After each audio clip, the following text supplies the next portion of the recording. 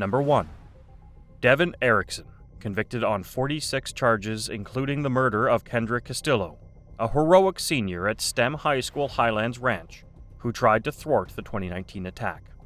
Partnered with Alec McKinney, a fellow student who plotted the assault to retaliate against classmates who ridiculed him for being transgender. At the age of 18 during the attack, Erickson faced mandatory life imprisonment. Following a heartfelt hearing where survivors revealed their suffering and life disruption, Judge Teresa Michelle Slade extended Erickson's sentence by hundreds of years due to multiple charges. Erickson and McKinney targeted a classroom of seniors watching a movie, entering through different doors to maximize harm. Erickson remained mostly emotionless, showing some emotion only after his family expressed their love. When asked if he wanted to speak, he declined, to which the judge responded that nothing she could say would make a difference. The judge noted the shooting's far-reaching devastation extending beyond the school's suburban community. She dismissed 2 pieces of evidence as fraudulent, affirming Erickson's guilt. Erickson, offering no explanation for his actions, left the community bereft of closure. His accomplice, 16-year-old McKinney, received a life sentence with potential parole eligibility and about 20 years under a juvenile offender program. Erickson's trial underscored the damaging effects of gun violence on communities and families. The loss of young lives is tragic, leaving many grappling with the aftermath. The survivors' narratives highlighted the resilience of the human spirit amidst adversity. Number 2. In May 2018, a horrific shooting at Santa Fe High School in Texas resulted in 10 deaths, including 8 students and 2 teachers, and 13 injuries. The third deadliest high school shooting in the U.S., it was executed by 17-year-old Dimitrios Pagorzis, who was later apprehended. Pagorzis opened fire in an art class at 7:32 a.m., causing the school to evacuate when a staff member triggered a fire alarm. Despite bullying allegations against students and coaches, the school refuted these claims. Known as a quiet honor student and football player, Pagorzis showed no alarming signs. Yet, journals discovered on his devices post-shooting revealed suicidal plans and intention to harm specific classmates to share his story. Charged with multiple murders and aggravated assault against a police officer, he was detained without bond. Being a minor during the incident, he faces life imprisonment with potential parole after 40 years, as he's ineligible for the death penalty or life without parole. In court, Pagorzis was composed, showing no regret for his deeds, answering all inquiries confidently. A candlelight vigil was held by students post-shooting, with 10 white crosses established at the school in tribute to the victims. These were later removed, and victims' families could collect any mementos left at the memorial. President Trump instructed all U.S. flags to fly at half-mast from May 18th to 22nd in respect for the victims. Pagorzis' family issued a statement extending their sympathies to the victims and expressing gratitude to the first responders. Number 3. On February 2nd, 1996, a horrific incident unfolded at Frontier Middle School in Moses Lake, Washington, when 14-year-old Barry Dale Lukaitis initiated a school shooting. He murdered his algebra teacher and 2 students, and held his classmates hostage until a gym coach intervened. Lukaitis arrived at school that day donned in a Wild West attire and a black duster. Armed with his father's hunting rifle and 2 handguns, he walked from home to his algebra classroom, where the tragedy occurred during 5th period. The Lukaitis family was dealing with severe domestic issues, leading to his parents' separation in 1995 due to his father's infidelity, discovered by his mother, who subsequently filed for divorce in January 1996. Defense psychologists suggested that Barry Lukaitis suffered from depression or bipolar disorder, while prosecution witness, Dr. Alan Eunice, diagnosed him with dysthymic disorder.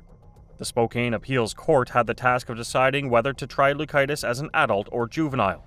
In July, Judge Evan Spurline permitted court-appointed psychiatrist Joan Petrick to testify about Lukaitis' mental state. Owing to media scrutiny, the trial was located from Spokane to Seattle. Lukaitis pleaded insanity on all charges, but a 2012 U.S. Supreme Court ruling stated that individuals convicted of a capital offense while underage couldn't receive automatic life terms without parole. This was applied retroactively in 2016. In a 2017 resentencing, Lukaitis expressed remorse for the first time, attributing his actions to weakness and stupidity. He received a 189-year prison sentence. Number 4. Brandon Spencer, a 21-year-old, was found guilty of shooting 4 individuals at a Halloween party on the University of Southern California campus, resulting in a 40-year-to-life imprisonment sentence.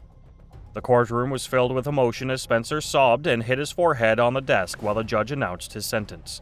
Spencer's defense pleaded for leniency, reinforcing his employment as a security guard and college aspirations. Conversely, the prosecution portrayed Spencer as a gang-affiliated criminal, using his tweets as evidence during the trial. They portrayed Spencer as a known gang member who had been shot by an unidentified rival gangster. Spencer apologized in court prior to sentencing, expressing remorse for the incident but not for his actions, stating, "I'm sorry for what happened, but I can't spend the rest of my life in prison." Deputy District Attorney Antonella Nistorescu contested that Spencer sought retribution when he targeted Gino Hall, a suspected gang member outside the USC party. Hall, a former high school football star, testified that he was speaking with his girlfriend when shot and didn't know the shooter's identity or motive.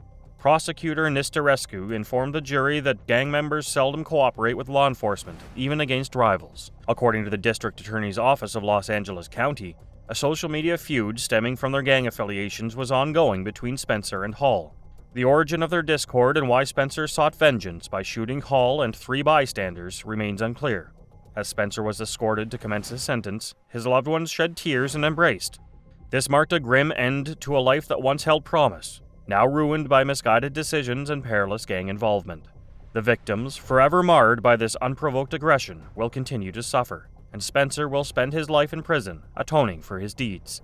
This serves as a stark reminder of the destructive influence of gangs, underscoring the need to divert youth from such hazardous paths. Incarceration has taken a significant toll on Spencer, both physically and emotionally. He has lost weight and is on antidepressants. Despite the backing of his loved ones, he finds it challenging to cope in jail. Number 5. On February 27, 2012, TJ Lane instigated a devastating school shooting, killing 3 students and injuring 3 more, which sent ripples of shock through the community and drew national attention to school gun violence. Chardon High School's cafeteria, normally bustling with students eating or waiting for buses, was plunged into turmoil when Lane began his uncontrolled gunfire. Raised amidst domestic violence and criminal activity, TJ, a 17-year-old, was arrested and confessed to the crime, but failed to provide any rationale. Despite doubts about his mental state, he was declared competent to stand trial. In a courtroom heavy with sorrow, he was sentenced to 3 consecutive life terms for his dreadful actions.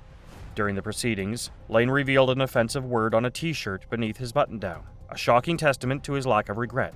His flippant and disrespectful demeanor towards the grieving victims' families was reflected in this audacious act. His smirks and crude gestures throughout the trial underscored his utter absence of remorse. Family members of the victims spoke at the sentencing, though TJ remained stoic. Despite their emotional testimonials, he maintained his smug demeanor, showing no empathy. His conduct was so egregious that the judge directly reprimanded him for his apparent remorselessness. On September 11, 2014, TJ Lane and 2 other inmates broke out of prison, causing a frenzy among law enforcement and prompting the closure of Chardon High School as a precaution. The escape was brief, with Lane recaptured within a day. As he began serving his life sentence, his persistent smirk was a disturbing testament to the hidden monsters among us, and a stark demonstration of the refusal of some to accept culpability for their actions.